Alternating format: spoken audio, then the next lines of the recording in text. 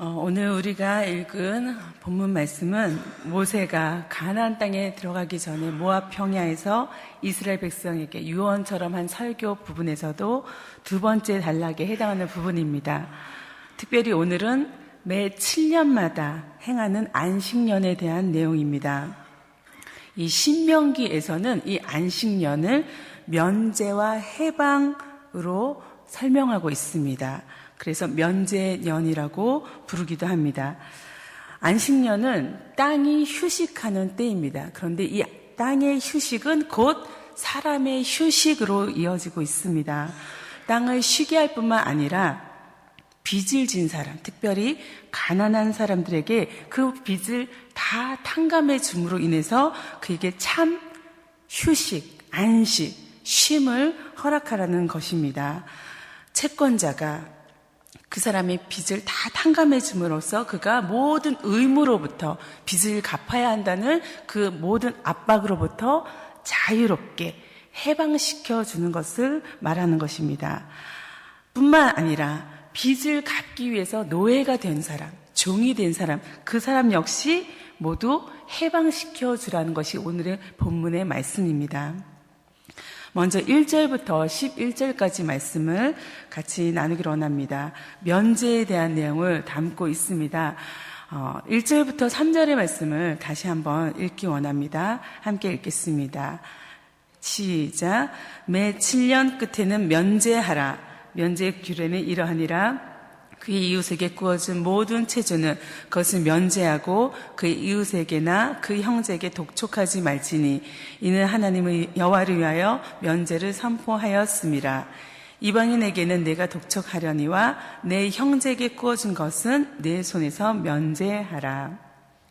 면제라는 말에 해당하는 히브리어 쉐마트라는 말은 중단하다, 쉬게 하다, 안식하다라는 뜻을 갖고 있는데 정말 일시적으로 그 일의 모든 것이 중단되는 것, 멈춰지는 것을 의미합니다. 체주는 자기가 꾸어준 돈이 있으면 그 빚진 자의 모든 빚을 다 탕감할 뿐만 아니라 그 빚 독촉도 하지 않아야 하는 것입니다. 이렇게 면제는 그 사람을 완전히 풀어주는 것입니다. 그 빚에 매여 있는 그 사람의 그 고통과 괴로움으로부터 그를 완전히 자비와 관용으로 풀어주는 것입니다. 완전한 해방을 그가 맛보게 해주는 것입니다. 얼마나 가슴이 후련한 그런 감격스러운 내용입니까? 내가 이번 달 당장 100만 페소, 아니 1000만 페소의 빚을 누군가에게 주어야 한다면 그것으로 인해서 한 달 내내 나는 얼마나 압박하고 괴롭고 그 무거운 짐에 눌려있게 됩니까? 그것이 이번 한 달이 아니라 1년 내내 반복해서 해야 될 일이고 그것을 6년 동안 계속 해야 되는 그런 처지에 있다면 얼마나 그가 답답하고 막막한 상황이 있는 것입니까? 그런데 그에게 그 모든 빚이 사라졌다, 없어졌다라고 얘기해 준다면 정말 그가 겪을 그 감격과 그 후련함과 그 해방감은 정말 말로 표현할 수 없을 것입니다. 그 해방을 그에게 허락하라고 성경은 하나님은 말씀하고 있습니다. 특별히 형제에게 먼저 이 해방을 허락하라고 말하고 있는데 3절에는 이방인에게는 내가 독촉하려니와 내 형제에게 구워준 것은 내 손에서 면제하라고 그렇게 말하고 있습니다. 이방인은 이스라엘의 율법과 무관한 사람들입니다. 그래서 그들은 안식년에도 여전히 일을 합니다. 계속 소득을 얻을 수 있습니다. 거둬들이는 자입니다. 그러니 그는 갚을 수 있는 능력이 있지만 안식년에 모든 것을 쉬어야 하는 그런 이스라엘 사람들, 같은 규례를 지키는 자에게 면제를 허락하는 것은 너무도 마땅하고 또 그에게 구원과 해방을 준 것은 당연한 일인 것입니다. 그러니 내 형제에게 먼저 이 해방을 허락하라고 그렇게 명령하고 있습니다. 이렇게 면제년에 해방과 구원을 주는 것을 지키면 그 빚을 탕감받는 자가 너무도 감격하고 기뻐할 뿐만 아니라 너에게도 그 복이 임한다라고 얘기하시면서 4절부터 6절 말씀에 받을 복을 언급하고 있습니다. 어떤 복을 받게 될 것입니까? 4절에 보면 너희 중에 가난한 자가 없으리라 라고 말하고 있습니다. 하나님은 반드시 복을 주겠다고 약속하고 계신데 가난한 자들이 더 이상 없게 된다라는 얘기는 그 가난으로 인해서, 그 궁핍으로 인해서 고통을 더 이상 당하지 않게 된다라는 뜻입니다. 이 세상에서 사는 동안 언제나 가난한 사람은 우리 가운데 있습니다. 그런데 그것으로 인해서 그가 계속적인 고통을 당하지는 않게 된다는 것입니다. 뿐만 아니라 6절의 말씀은 내가 여러 날에 꾸어줄지라도 너는 꾸지 아니하겠고 내가 여러 날을 통치할지라도 너는 통치를 당하지 아니하리라. 그렇게 말씀하십니다. 너가 빚을 받지 못한다 해도 너가 그래서 뭔가 모자람이 있을 것 같지만 하나님은 너에게 축복하심으로 인해서 너가 결코 가난해지지 않는다. 누군가에게 꿇어가거나 누군가의 통치를 받는 그런 일은 없을 것이다 라고 하나님이 약속해주고 있습니다. 여기에 하나님의 축복이 있는 것입니다. 뿐만 아니라 9절에도 그런 축복이 있습니다. 내가 하는 모든 일과 내 손이 닿는 모든 일에 내게 복을 주시리라 약속합니다. 내가 하는 모든 일과 내 손이 닿는 모든 일, 하는 일마다 복을 주시겠다고 하나님이 그렇게 약속합니다. 그러니 우리가 사랑과 간용으로 그에게 면죄를 베풀 수 있는 힘이 되는 것입니다. 이때 정말 우리 안에 사회적인 또 의가 온전히 이루어지게 되는 것입니다. 그런데 가난한 자에게 이렇게 면제해 줄 때는, 그에게 베풀 때는 어떤 자세를 가져야 되는지 7절부터 11절까지 말씀이 우리에게 증거하고 있습니다. 7절 말씀에 보면은 필요한 대로 쓸 것을 넉넉히 구워주라 라고 이야기하고 있습니다. 하나님의 진노가 두려워서 마지못해서 하는 그런 베품이 아니라 자원하는 마음으로, 즐거운 마음으로 이 일을 행해야 하는 것입니다. 그러니 그 면제가 이루어질 때는 그 사람이 필요한 만큼 주어야 하는 것입니다. 그가 요구하는 대로 그들이 필요한 만큼 그가 무엇을 필요로 하는지 간에 넉넉히 주어야 한다고 말하고 있습니다. 그가 부족한 그것이 충분히 채워질 만큼 부족한 그 이상으로 그에게 주라고 말하고 있습니다. 그런 일은 너가 해도 되고 안 해도 되는 선택할 그런 일이 아니라 반드시 행해져야 될 일이라고 하나님 말씀하고 있습니다. 9절에 너는 반드시 그에게 줄 것이요 라고 되어 있습니다.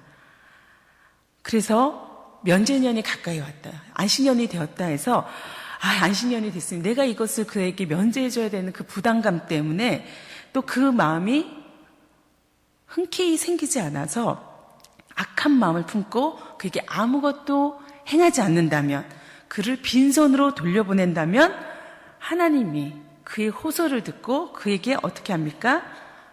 죄가 되도록 하겠다고 하나님 말씀하고 있습니다. 근데 하나님으로부터 죄를 얻게 되는 것입니다. 내가 구제하면서도 이거 구제하는 것이 손해보는 일이 아닐까? 아니면 이것이 정말 내가 굳이 이렇게까지 해야 될까? 그런 마음으로 한다면 그것은 자기를 스스로 괴롭히는 일뿐만 아니라 그 구제를 받는 사람에게 오히려 또 다른 상처를 주는 행위가 되는 것입니다. 그래서 진정한 구제의 자세는 마지못해가 아니라 자원하는 마음에서 즐거움으로 해야 하는 것입니다. 뿐만 아니라 이 안식년에는 빚을 면제할 뿐만 아니라 빚 때문에 노예가 된 사람을 특별히 이스라엘 사람에게 자유로 해방시켜주는 해이기도 합니다. 빚을 갚을 능력이 없어서 그는 노예가 되었습니다. 종이 되었습니다. 그 사람의 이 처지는 매우 극한 절벽의 벼랑 끝에 쓴 그런 모습인 것입니다. 근데 그러니 그에게 궁렬한 마음을 가지고 자비를 베풀라고 말씀하는데, 그가 종의 신분으로 빚을 갚을 터인데 더러는 빚을 갚음 이상으로 일을 할 수도 있습니다. 왜냐하면 종은 밤낮으로 페이를 받고 대가를 받고 일하는 사람보다 적은 보수로 일하는 자들이기 때문입니다. 그래서 그가 더 많이 일했을 수도 있습니다. 혹여 그가 아직 그 빚에 해당하는 만큼의 노동을 주인에게 제공하지 못했을지라도 안식년이 되면 모두 자유인으로 풀어주어야 합니다. 더불어서 그는 종을 놓아줄 때 그가 자립할 수 있도록 넉넉히 생계 대책을 마련해 주어야 합니다. 14절에 그렇게 쓰여 있습니다. 내 양무리 중에서와 타작 마당에서와 포도주 틀에서 그에게 후히 줄지니, 내가 가진 그 모든 소유로부터 그에게 나눠주라고 말하는데 후히 주라고 말씀하고 있습니다. 곧 내 하나님 여호와께서 내게 복을 주신 대로 그에게 줄지니라. 내가 복을 받았다면 당연히 그에게 나눠줘야 한다고 말하고 있습니다. 이것은 종을 자유케 하는 제도가 그냥 유명무실하게 끝나지 아니하도록 반드시 그것이 필요한 조처가 돼야 되는 것입니다. 왜냐하면 종은 자기 노력에 의한 응분의 대상을 받고 일하는 사람이 못 됩니다. 그가 비록 7년째 돼서 해방이 되었다 해도 어떤 생활 대책이 마련되어 있지 않다면 그는 극도의 가난에 또다시 시달리다가 결국 종의 신세로 다시 전락하고 마는 것입니다. 이런 악순환이 그에게 이루어지지 않도록 하라고 말씀하고 있습니다. 그런데 도대체 왜 이렇게까지 해야 하는 것입니까? 왜 이렇게 내가 빚을 그에게 줘서 나의 것을 나눠준 사람인데 내가 왜 그 빚을 탕감해주고 노예를 풀어주기까지 해야 되는 것입니까? 나에게 너무 큰 손해가 되는 것은 아닙니까? 너무 억울한 거 아닙니까? 그런데 하나님은 그 근거를 우리에게 분명히 말씀하고 있습니다. 그것이 15절의 말씀입니다. 15절의 말씀을 함께 같이 읽어보겠습니다. 시작. 너는 애굽 땅에서 종 되었던 것과 내 하나님 여호와께서 너를 속량하셨음을 기억하라. 그것으로 말미암아 내가 오늘 이같이 내게 명령하노라. 그렇습니다. 내가 그 구원과 속량과 탕감을 이미 먼저 받은 자이기 때문인 것입니다. 이스라엘이 과거에 400년 동안 종살이하던 그 애굽에서의 그 삶을 하나님께서 그 은혜로 완전히 청산해 주셨고 해방시켜 주셨습니다. 이스라엘 백성은 그것을 이미 경험한 사람들이었습니다. 뿐만 아니라 그들이 애굽에서 나올 때 보화와 의복, 가축들을 다 가지고 나올 수 있었습니다.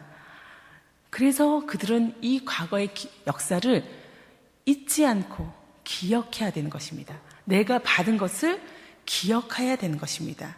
그래서 내가 받았으니, 내가 은혜를 입었으니 거저 그 은혜를 나눠줘야 하는 것입니다.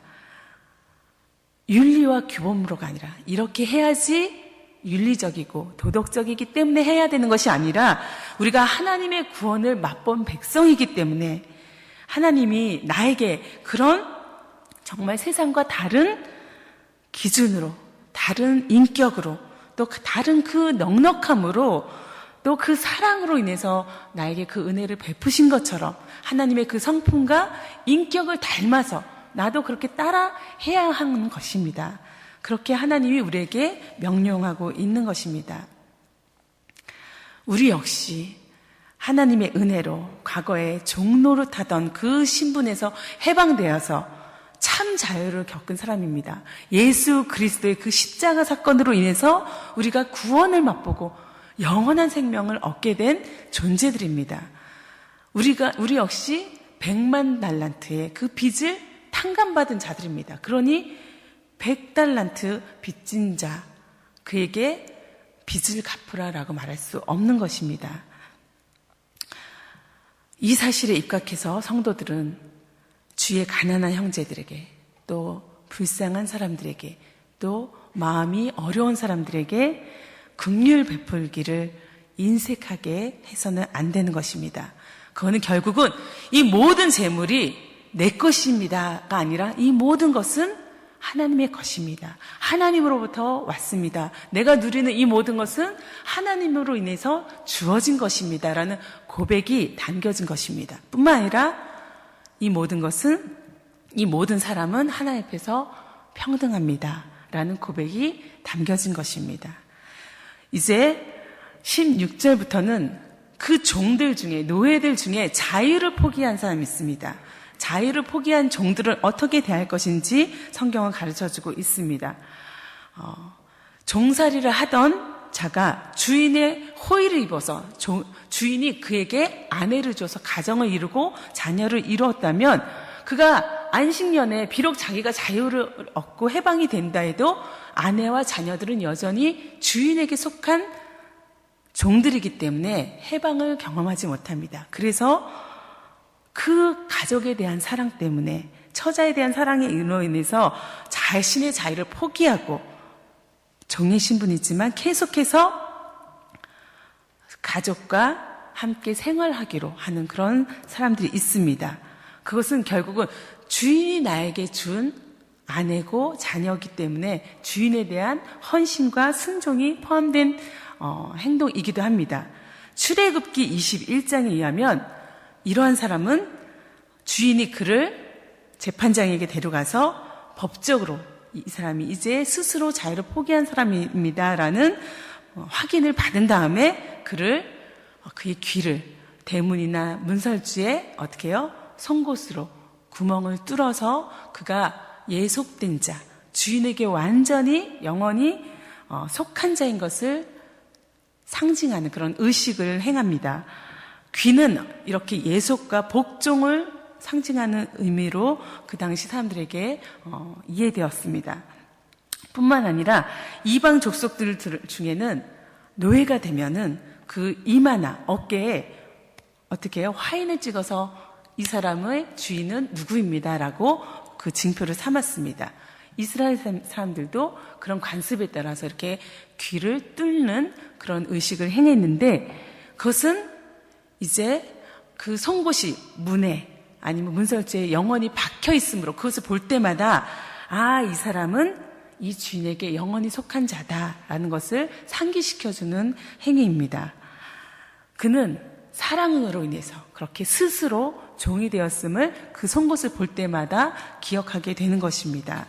이제 그것을 통해서 사람들에게 나는 사랑과 순종으로 그에게 완전히 예속된 자입니다라는 선포를 함과 동시에 그런 삶을 지속적으로 살게 되는 것입니다.